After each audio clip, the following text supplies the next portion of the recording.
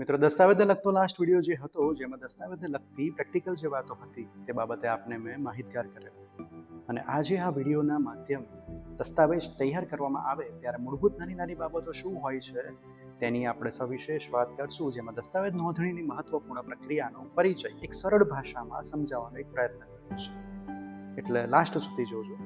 દસ્તાવેજમાં ઉલ્લેખ કરવા પાત્ર બાબતો એટલે કે દસ્તાવેજ બનાવતી વખતે ધ્યાનમાં રાખવાના મુદ્દા બાબતે વાત કરીએ તો દસ્તાવેજમાં પક્ષકારોના સંપૂર્ણ નામ અને સરનામા તથા મોબાઈલ નંબર જણાવવા કમ્પલસરી છે. અને અવેજની વિગત એટલે કે મિલકતની વેચાણ કિંમત અંદર દર્શાવવાની કમ્પલસરી છે. મિલકતને ઓળખી શકાય તેવું તેનું વર્ણન સ્પષ્ટ રીતે કરવાનું રહેશે અને ચતુર્સીમાં સહિત એટલે કે ખૂંટ પણ અંદર દર્શાવવાના રહેશે. તથા તબદીલી થતી મિલકતના 2 ફોટોગ્રાફ્સ લગાડવાના કમ્પલસરી છે. ફોટોગ્રાફ હવેથી અક્ષાંશ અને રેખાંશનું માપ દર્શાવતા ફોટોગ્રાફ્સ, જે આજકાલ ફોટોગ્રાફ્સમાં મેપ દર્શાવતી ઓનલાઈન એપ્લિકેશન દ્વારા અક્ષાંશ અને રેખાંશ દર્શાવતા ફોટોગ્રાફ મેળવી શકો છો. અને ત્યારબાદ વિશેષ વાત કરીએ તો મિલકતનો કોણ ભોગવટો કરે છે અને આ પહેલા કોણ ભોગવટો કરતું હતું તેનું વર્ણન સવિશેષ અંદર દર્શાવવું જોઈએ. પક્ષકારોએ એટલે કે દસ્તાવેજ કરી આપનાર અને દસ્તાવેજ કરી લેનારે દસ્તાવેજના દરેક પાના ઉપર સહી કરવાની કમ્પલસરી રહેશે. દસ્તાવેજના અંતે 2 સાક્ષીઓની સહી કરવાની રહેશે. અને ત્યારબાદ વાત કરીએ તો સ્થાવર મિલકતની તબદીલીને લગતા દસ્તાવેજમાં ખરીદનાર અને વેચનારનો ફોટો તથા અંગૂઠાની છાપ લગાડવાની કમ્પલસરી રહેશે, અને જે હવે ફોર્મ 32 એ જનરેટ થયા બાદ જેમાં લગાડવાનું રહેશે. દસ્તાવેજ રજૂ કરનારે દસ્તાવેજ ઉપર પોતાનો પાસપોર્ટ સાઇઝનો ફોટો અને ડાબા હાથના અંગૂઠાની છાપ લગાડવાની રહેશે, પરંતુ કેટલાક ઠેકાણે હવે ફર્સ્ટ પેજ ઉપરની આ પ્રક્રિયા નથી કરવામાં આવતી. એનું આપણે વિશેષ ધ્યાન. ત્યારબાદ દસ્તાવેજ કઈ ભાષામાં હોવો જોઈએ તેની વિશેષ વાત કરીએ તો દસ્તાવેજ જિલ્લામાં પ્રચલિત હોય તેવી એટલે કે ગુજરાતી, હિન્દી, ઇંગ્લિશમાં તૈયાર કરેલો હોવો જોઈએ. જો દસ્તાવેજ જિલ્લામાં પ્રચલિત ભાષા એટલે કે ગુજરાતી, હિન્દી, ઇંગ્લિશમાં તૈયાર કરેલો ના હોય તો દસ્તાવેજનું ખરું ભાષાંતર તેમજ તેની ખરી એક નકલ જિલ્લામાં પ્રચલિત જે કોઈ ભાષા છે ગુજરાતી, હિન્દી, ઇંગ્લિશમાં તેમાં તૈયાર કરીને આપવી જોઈએ. સ્થાવર મિલકતની બજાર કિંમત એ garvi.gujarat.gov.in એટલે કે ગરવી વેબસાઇટ ઉપર ઉપલબ્ધ જંત્રી મેન્યુના માર્કેટ વેલ્યુ ઓપ્શન દ્વારા નક્કી કરી શકાય છે. તથા આના આધારે ચૂકવવાપાત્ર સ્ટેમ્પ ડ્યુટી અને નોંધણી ફી વિશે પણ તમે જાણી શકો છો. બાકી તો ચોક્કસ કેલ્ક્યુલેશન આપના વકીલશ્રી પણ સકુશળ આપને જણાવશે. દસ્તાવેજ સાથે રજૂ કરવાના જરૂરી આધાર પુરાવાની વિશેષ વાત કરીએ તો પક્ષકારો દસ્તાવેજ લખી આપનાર અને દસ્તાવેજ લખાવી લેનાર અને સાક્ષી એટલે કે ઓળખ આપનારના ઓળખ પુરાવા એટલે કે કેવાયસી, આધાર કાર્ડ વગેરે રજૂ કરવાના રહેશે.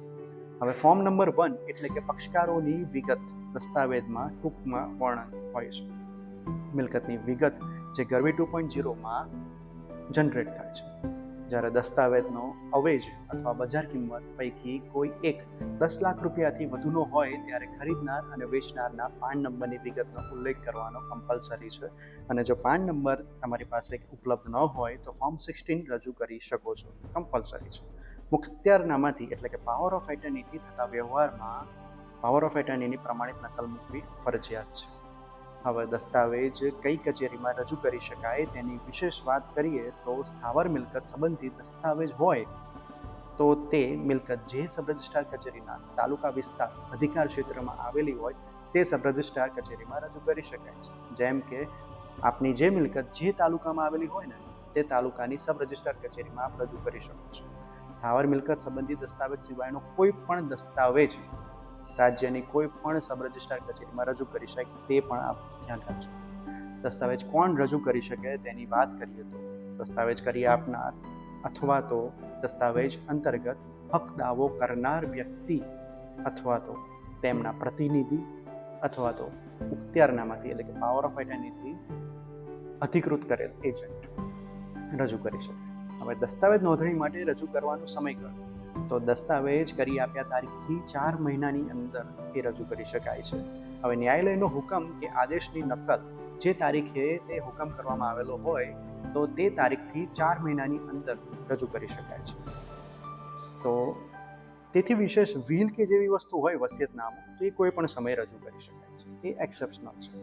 હવે સબ રજિસ્ટ્રાર કચેરીમાં હાજરીમાંથી મુક્તિ એટલે કે મુક્ત રહી ખાનગી રહેઠાણના સ્થળે દસ્તાવેજની નોંધણી કોણ કરાવી શકે? તેની વાત કરું તો બીમાર વ્યક્તિ કે જેણે મેડિકલ સર્ટિફિકેટ રજૂ કરેલ હોય તેવી વ્યક્તિ હાજરીમાંથી મુક્તિ મેળવી શકે.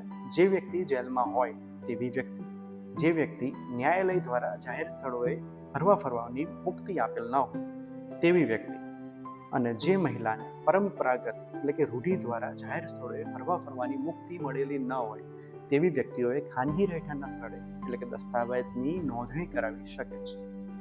તે માટે પક્ષકાર એક ખાસ અરજી કરે અને વધારાની ફી ચૂકવે, ત્યારબાદ સબ રજિસ્ટ્રાર શ્રી કચેરીના સમય પહેલા અથવા પછી ખાનગી રહેઠાણે જઈ દસ્તાવેજની નોંધણી કરી આવે છે. આ મુજબના દસ્તાવેજની નોંધણી પ્રક્રિયા કરવામાં આવતી હોય છે. એટલે હું આશા રાખું છું કે દસ્તાવેજ નોંધણી પ્રક્રિયા બાબતે આપને સંક્ષિપ્તમાં માહિતી મળી ગઈ છે.